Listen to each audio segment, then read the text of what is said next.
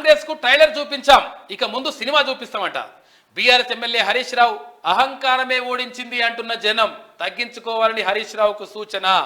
చూసావా, ట్రైలర్ చూపించినట్టు ఇంకా చూపిస్తున్నట్టు. ట్రైలర్ లేదు, నీ మన లేదు, నీ కథ లేదు, నీకే ఇంకా ట్రైలర్ అయ్యింది, అసలు కథ ముందున్నదని చెప్తున్నాను. ఎందుకంటే నువ్వు భారీ నీటిపారుదల శాఖ మంత్రిగా ఉన్నప్పుడు ఏం చేసినావు, ఆర్థిక శాఖ మంత్రిగా ఉన్నప్పుడు ఏం చేసినావు. మొన్నటికి మొన్న ఇక్కడ నరసాపూర్ దగ్గర 550 ఎకరాలు దాన్ని తీసుకొని కథం చేసి పడేసి, ఇక్కడ ఎన్నికలు జరుగుతుంటే అక్కడ మింగి పడేస్తుంది. నీ అనుయాయులను పెట్టేసి, నీ మనుషులను పెట్టేసి మింగి పడేసినటువంటి ఆరోపణలు ఉన్నాయి. దీనిపైన కరెక్ట్గా దర్యాప్తు జరిగితే ట్రైలర్ అవుతుంది, ఇప్పుడు సినిమా వస్తుంది, కొత్త సినిమా కనిపిస్తుంది.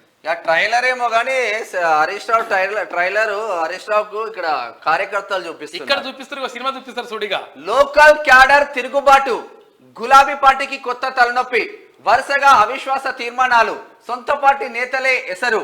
మొన్న సూర్యాపేట, నిన్న బెల్లంపల్లి, ఖమ్మం డీసీసీబీ చైర్మన్ పై కూడా అవిశ్వాసం. మున్సిపాలిటీలో కారు ఖాళీ అయ్యే ఛాన్స్. గ్రౌండ్ లెవెల్లో మరింత బలపడుతున్న కాంగ్రెస్.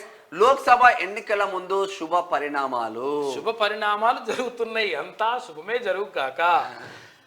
బీఆర్ఎస్ క్యాడర్ సొంత పార్టీ మీద యుద్ధం ప్రకటిస్తుంది, తిరుగుబాటు బావుట ఎగరేస్తుంది. మున్సిపల్ చైర్మన్, వైస్ చైర్మన్లను గద్దె దింపడమే లక్ష్యంగా వరుసగా అవిశ్వాస తీర్మానాలు వెలుగు చూస్తున్నాయి. మాజీ మంత్రులు, మాజీ ఎమ్మెల్యేలు, ముఖ్య నేతల అనుచరులే ఎదురు తిరుగుతున్నారు. రాష్ట్రంలో ఎక్కడ కూడా బీఆర్ఎస్ పార్టీ అధికారం చెల్లించకూడదు, అధికారం కొనసాగకూడదు. ఆ పార్టీ నేతలు కీలక పదవుల్లో కొనసాగడానికి అర్హులుగా లేనట్టుగా వ్యవహరిస్తున్నారు.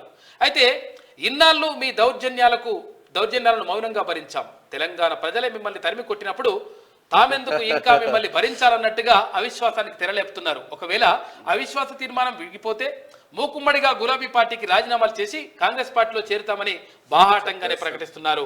సొంత పార్టీ నేతలే ఎసరు పెడుతుండడంతో బీఆర్ఎస్ హైకమాండ్ కు పెద్ద తలనొప్పిగా మారింది. సరిగ్గా లోక్సభ ఎన్నికలకు ముందు చోటు చేసుకున్నటువంటి పరిణామాలు గ్రౌండ్ లెవెల్లో గులాబీ పార్టీకి మొత్తం డ్యామేజ్ చేసేస్తున్నాయి. లోక్సభ స్థానాలుగా బీఆర్ఎస్ లేనట్టే లెక్క. ఏమున్నా కానీ అంత కాంగ్రెస్ బీజేపీ మధ్యలోనే అంతే ఉంటుంది లెక్క, బరాబరిగా.